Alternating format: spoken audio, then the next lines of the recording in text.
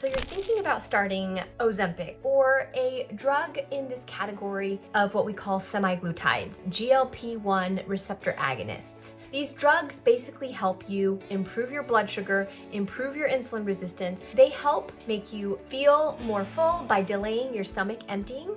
They also help work on the brain to suppress appetite. Now, maybe you've heard a lot of success stories on social media and in your friend circles, but maybe you've also heard about some of the negative side effects too. What do you need to know to be successful in using Ozempic to help you on your weight loss journey? Today, I want to talk about the top 5 mistakes I see with a lot of the clients that come to me already on Ozempic. And I'm going to be talking about exactly what you should be doing instead. You definitely want to stay until the end because I'm going to be sharing about strategic supplements that you should be taking to minimize side effects and get the best outcomes possible. Let's dive in. My name is May Tom. I am a functional medicine dietitian, and I love helping men and women look and feel their very best by maximizing and optimizing their metabolism, hormones, and health span. This is the channel to be subscribing to if you want the latest science and strategies on how to look your very best after 40. If you haven't already, download my must-have food guide on how to boost your metabolism.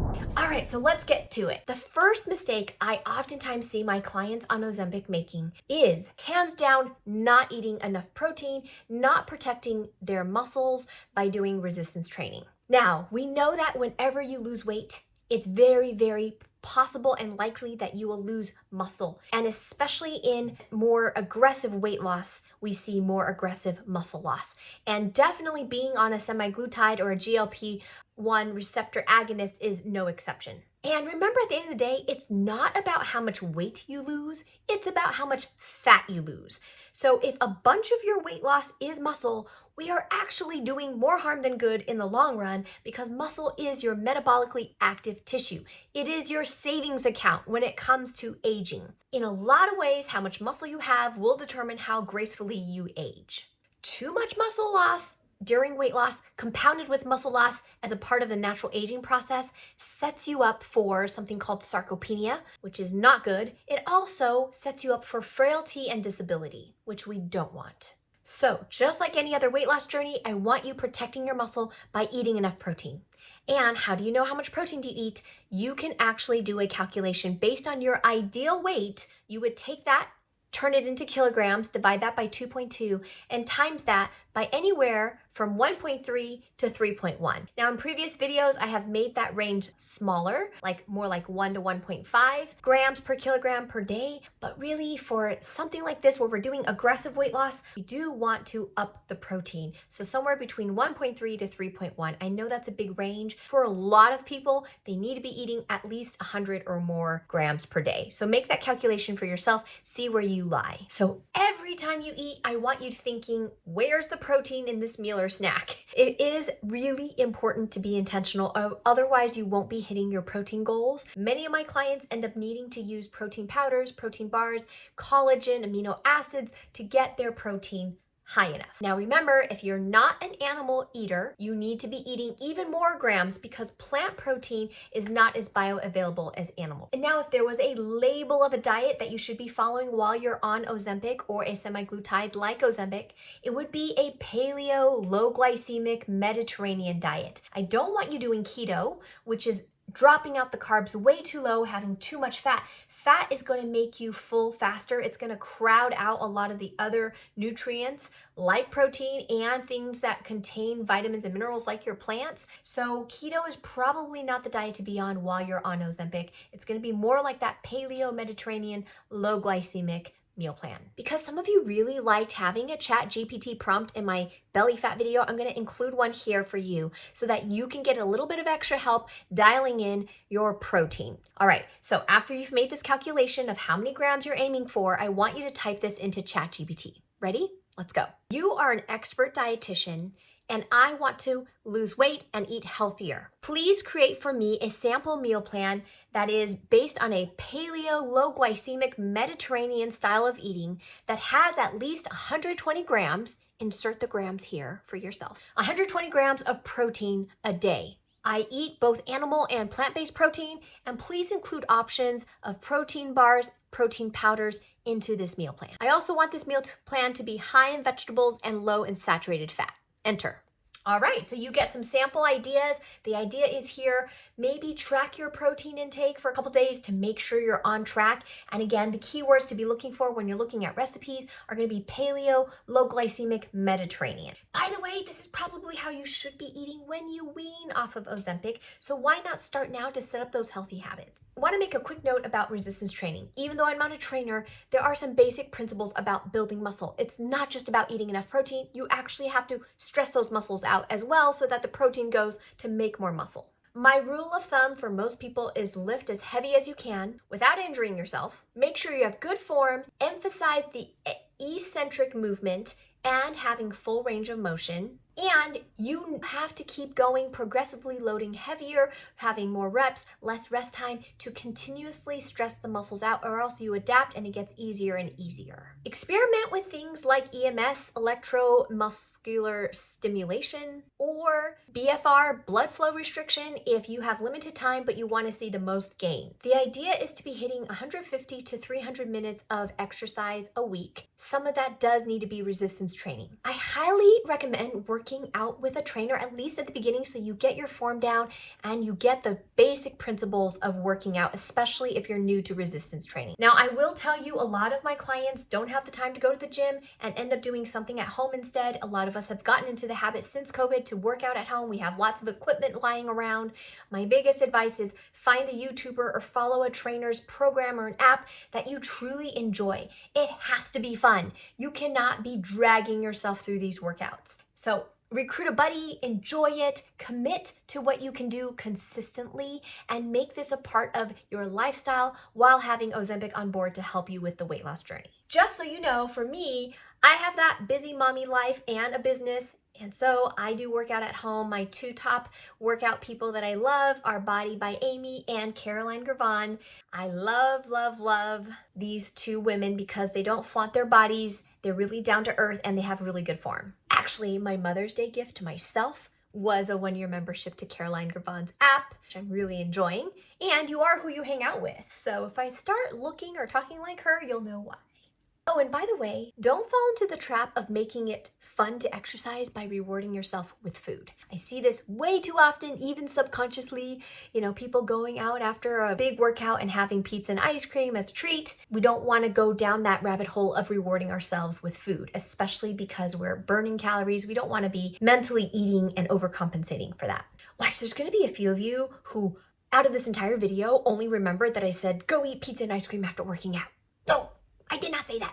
Don't go there. The second biggest mistake regarding using Ozempic for your weight loss journey, I see a lot of my clients doing, is a mindset mistake. And this is using the drug as a quick fix with no intention to change habits or lifestyle long term, and having absolutely no exit strategy in mind. If you don't intend to ever get off, you will be using these drugs indefinitely like a crutch versus a temporary tool. The brochures and drug inserts do not mention exit strategies at all because at the end of the day, it's your pocketbook that's hurting, not theirs. Remember that. In fact, oftentimes I see people in my office and hear about people in my friend circles who stopped taking these semaglutides because it just got too expensive. And they didn't wean off or anything. They just cold turkey stopped. What that kind of feels like mentally and physically for your body is throwing your kite off a cliff with absolutely no wind under your wings and no Dumbo's feather for that matter either. Sucks. Talk about something super stressful and demoralizing. Definitely don't want to end up there.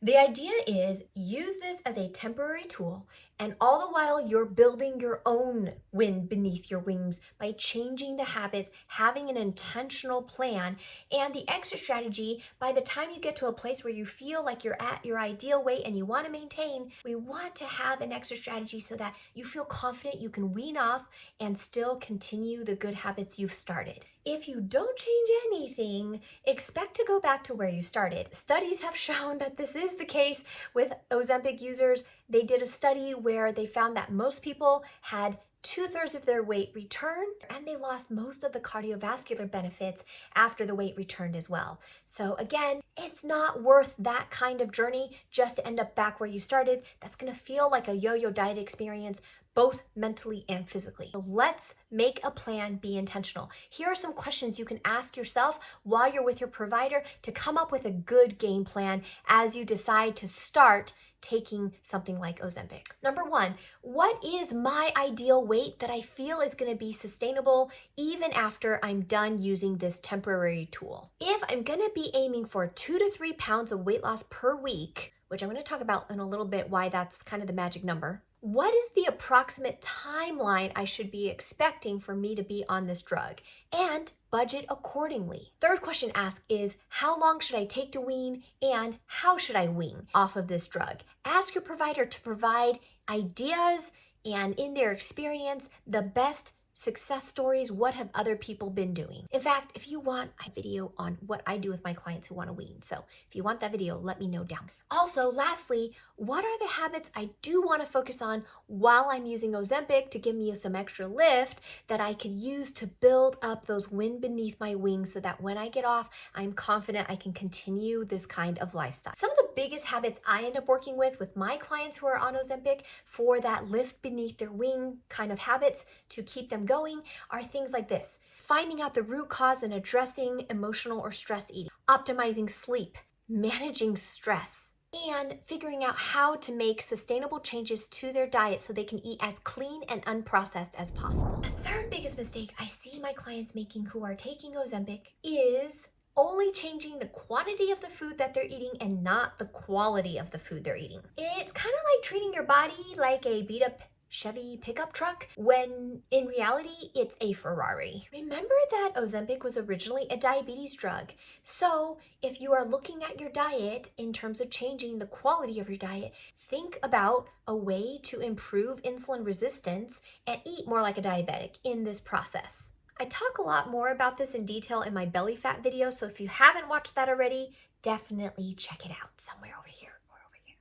At the end of the day, I want you to think plant-based, unprocessed, and really backing down on the refined carbohydrates, i.e. flour products, and refined added sugar products. By the way, one of the side effects that a lot of people are scared about is pancreatitis when it comes to taking semaglutides. And I can tell you, the people who continue eating junky food, i.e. highly processed, high carb, high fat, poor quality foods, are the ones that end up being more at risk for pancreatitis. And this is why changing those habits are going to minimize your risk and give you, in the long run, better habits to end up with when you're done taking Ozempic. Okay, the fourth biggest mistake I see my clients making when they're on their Ozempic weight loss journey is going too aggressive with weight loss, either because one, they ramped up to a really high dose very quickly in order to lose weight faster, or number two, they became so nauseous off of the dose that they ended up with that they're on the nausea diet. They're not on the Ozempic weight loss journey, they're on the nausea weight loss journey, which means you're so nauseous you can't eat. And that's not the whole point of taking these medications. Just to give you some background, some of the side effects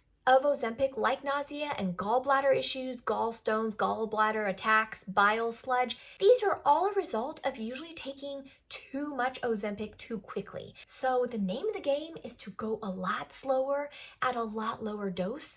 You want to end up at a dose, the least minimum dose, to be achieving 2 to 3 pounds of weight loss per week. If it's any more than that, it's way more aggressive than your body really wants. If it's less than that, yes, maybe you can afford to go a little higher. But again, 2 to 3 pounds a week is kind of that perfect happy medium. Two things: the lower the dose that you end up on to achieve your weight loss, the easier it is to wean. And number two, the less likely you're going to have rebound. Studies do show that the people who have the most rapid weight loss on Ozempic and other semaglutides are also the same people who have the most aggressive rebound weight gain. So let's go slow and steady. That's what wins the race and protects us from, again, those massive rebounds. The slow and steady weight loss also is going to protect your gallbladder from having those higher risk issues like stones and sludge and, God forbid, a gallbladder attack that sends you to the hospital, having your gallbladder removed. Now, if your gallbladder's already gone, you might want to be taking some supplements to support you along the way. I'll talk about those in a little bit. The fifth biggest mistake I see my clients making is not supporting their detox pathways while they're losing weight taking Ozempic. Now, anytime you lose weight, you are dumping toxins into your bloodstream and into your body from fat storage. Toxins want to hide out in fat because it protects the body from their toxic effects. So in efforts to lose weight, a lot of times we end up getting really toxic. So you have to support the exits out of your body, mainly pooping, peeing, sweating, and exhaling are the four main exits. You also really want to support lymphatic drainage. And I have a few tips for you here. Okay, number one, I want you to be pooping every single day, at least a bowl full, soft serve style. I mean, not style, but it should look like soft serve. And we do use something called the Bristol Stools chart to make sure your poop looks right. I talk about poop way too often with my clients because it really is important. I work at a high-end spa where I would host dinner twice a week with really nice, fancy sit-down meals, and I would always be talking about poop. I know. I guess that's just how it goes. So if you're not pooping every day, you need to talk to a dietitian like me. Definitely eating enough fiber and drinking enough water are the first two places to start for any good elimination. Both peeing, pooing, sweating all require these things. Minimum is half your body weight in ounces is the water you should be taking in, mostly away from meals, and ideally more in the daytime than at the nighttime so you're not peeing all night. Number two, fiber. Fiber only comes from plants, so remember, no matter how chewy your steak is, how much fiber does it have? 0. So you got to be eating plants. I always say this, but 40 grams of fiber is what we're aiming for. 10 grams per meal, plus, some snacks in between that are fiber-based is wonderful. Yes, you can add things like guar gum fiber, psyllium husk fiber, and I'll mention these in the supplements section below. I do like sun fiber by Metabolic Code. You can add these things. You can add chia seeds, ground flax as added fiber sources, but remember, plants is the name of the game. And the more variety, the better for your microbiome. In terms of lymphatic drainage, my 3 best ways to do that is number 1, rebounding, jumping on a mini trampoline. And you can find even exercise classes that use rebounders. Number 2 is a lymphatic massage. This is specific to stimulating the lymph system to move fluids along. And number 3, one of my favorites currently, is red light therapy. My favorite device of all time is the Flex Beam. It also stimulates collagen in the skin if you were to use it on a lower setting. So it's wonderful for avoiding loose skin or saggy skin while you lose weight. So why not, right? I'll link my Flex Beam affiliate link down below. All right, so bonus material here. We're gonna get into the supplements that really help you prevent the side effects and support you on your weight loss journey while using Ozempic. Now, just to review side effects, we talked about nausea, we talked about gallbladder issues, we talked about pancreatitis, but there also are other side effects such as increased heart rate, suicidal ideations. I have not heard of this in any of my clients, but it is actually officially on the website. And also low glycemic episodes, which is why we don't really want to go keto, right? Because we don't want to drop out the carbs too low that we end up getting low glycemic.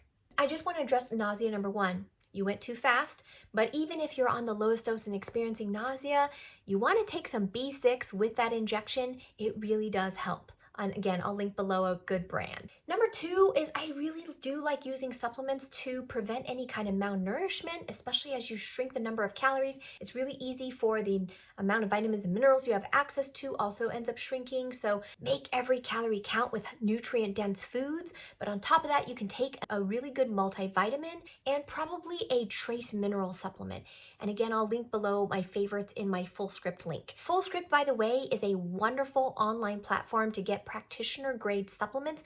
You do have to be invited to join, and my link below will have all my recommendations from this video, plus you'll be able to create a free account and see those recommendations. So yes, you do need to create an account to see my recommendations down below, and from that you can pick and choose whatever ones you want to actually purchase. And once you have a free account, you can shop anything on their website.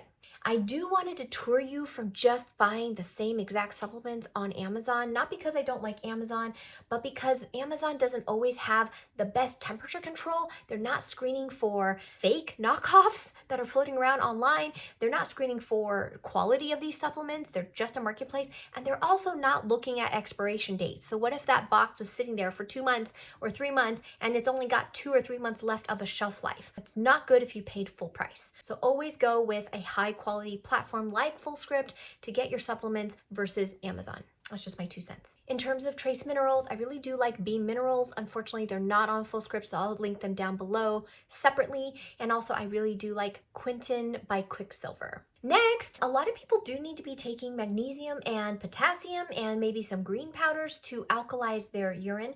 We know that if your urine gets too acidic, you start pulling calcium from your bones, and we want to protect your bones just like we want to protect your muscles. You could always check your urine pH by using a test strip. It's super easy. You want to be above 6 if possible. And if you're below 6, you're going to need some extra help from those 3 categories. Now, I know AG1 is all the rage. It's not that I don't like them, but they're not organic. So I am linking below an organic green powder.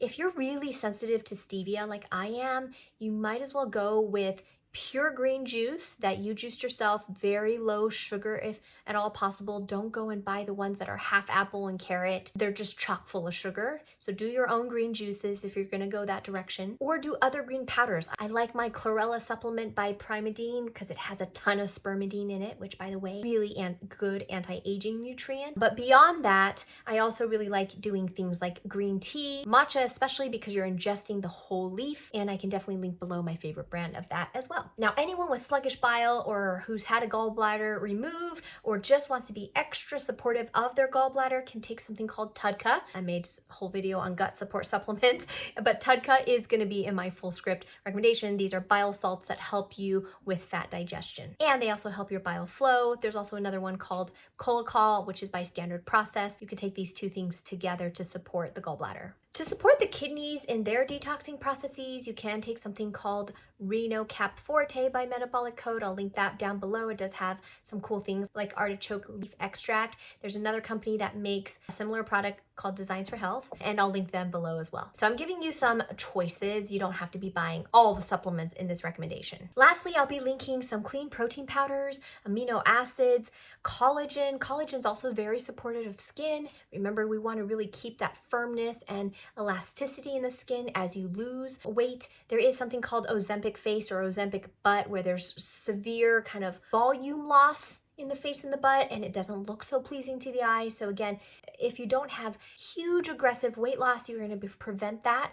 But at the same token, taking some collagen, even creatine, using that red light can really support the elasticity and health of the collagen in your skin. So I'll link below the collagen, the creatine, the protein powders. All right, so there you have it. 5 mistakes to avoid, plus a buttload of supplements that can support you on the journey. Pick and choose which ones really speak to you. And again, work with your practitioner to dial in the specifics. I hope you learned a ton from this video. And if you're thinking about starting Ozempic, I hope this video really helps you have the confidence that you know what you're doing and you know how to do it right. If you want more videos like this on Ozempic or other topics, please let me know down below. I'll see you soon.